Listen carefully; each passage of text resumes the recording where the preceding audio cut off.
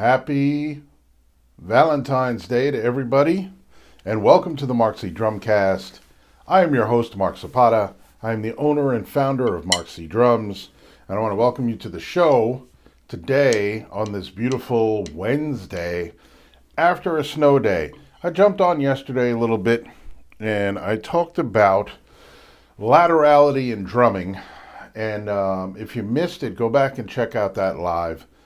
I really am talking about dominant side versus non-dominant side and limb relations. Limb relations is very important because as we try to move into four-way independence and we try to move into polyrhythmic drumming and things like that, we have to understand how our limbs relate to each other. What are your strongest limbs? Right? That's a question I have for those of you out there. What two of your limbs have the strongest relationship with one another? And what two limbs have the weakest relationship with one another?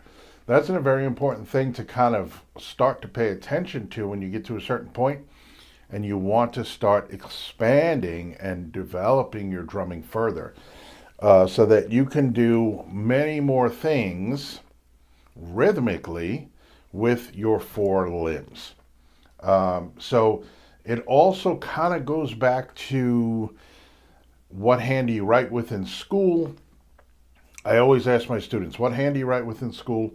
What foot do you kick the ball with if you play soccer or kickball and things like that? And I try to get that information to see what limbs they're using most throughout their lives and how we can apply that to drumming. And so what I've been doing for a long time with my students is trying to help them to recognize these relationships between their limbs and how we can strengthen other relationships so that maybe we can have a strong left hand, left foot relationship, just like for me personally, I have a strong right hand, right foot relationship. Left hand, left foot would be great to develop. Right hand, left foot, left hand, right foot. Okay, and of course your 2 feet and your 2 hands, how they work with each other and how they can work independently of one another. So that being said, go back and watch that live. I just wanted to come on here today and say happy Valentine's Day to everybody. Whether it's a good time or a bad time, it's a made-up holiday that a lot of people recognize, but it's not really something that we should stress over. If you have a special person in your life, that's great. In my opinion, if you have a special person in your life, you should treat them this way every day, and they should treat you this way every day.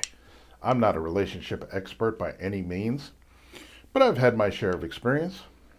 And yeah, it's a fun time of the year to celebrate your relationships. And also, I've wanted to also show the love you have for friendship, for friends in your life. People that you can count on and talk to and have fun with and get together with.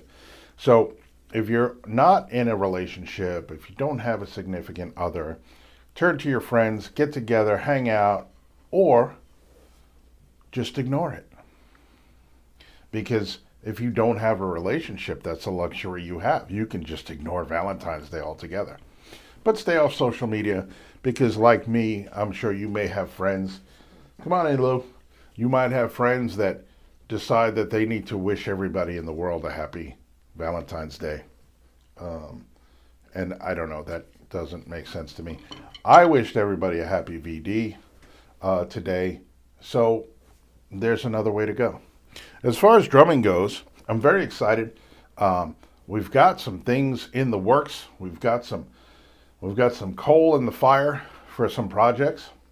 In fact, this coming weekend, I'll be upstate all weekend recording music, recording drum tracks for some new music that's going to be coming out soon, which is super awesome. And the last thing I wanted to say is When we recognize Valentine's Day and we recognize relationships, I think one of the most important things that people will talk about is communication.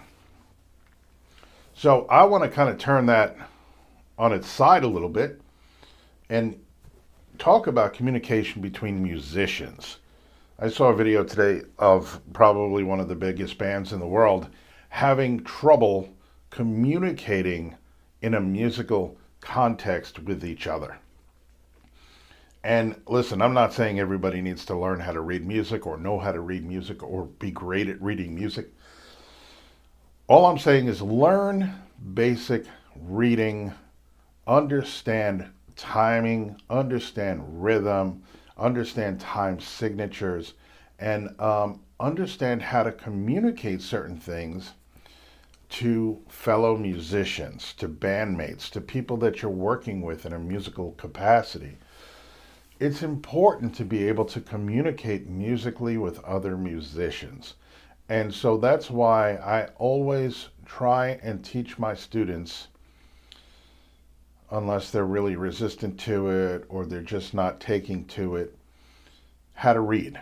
At least basic reading, basic understanding of rhythm and how we get rhythm, and basic understanding of note relationships. So, do your homework. There's a lot of great stuff online. I have some great videos at MarkZDrums on YouTube talking about just that, note relationships. It's basically taking a big note that lasts a long time and dividing it in half, and then each subsequent note in half until you get smaller and smaller notes that you can fit more of them in one beat or 4 beats. Let's say a bar. The biggest note we have is a whole note. It's worth 4 beats. So if we're in 4/4 time, that will fit 1 whole note per bar, 2 half notes per bar, 4 quarter notes per bar. You see where this is going? 8 eighth notes per bar, 16 16th notes per bar.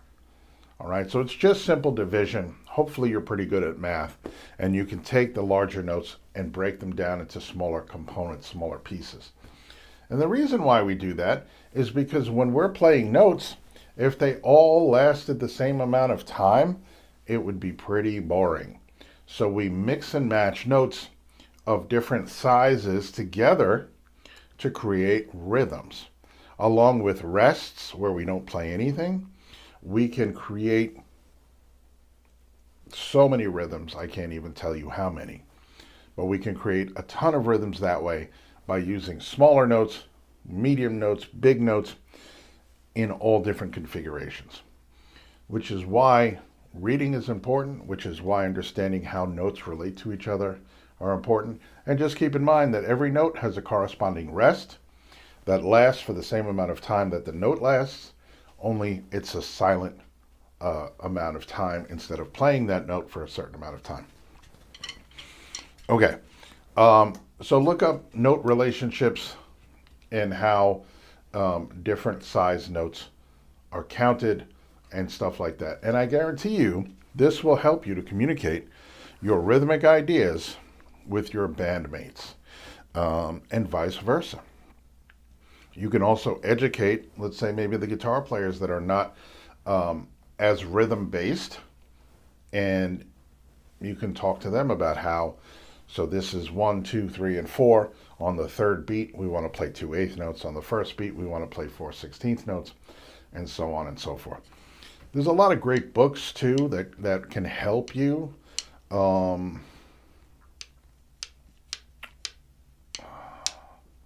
What is the name of that book? It escapes me. I use it all the time.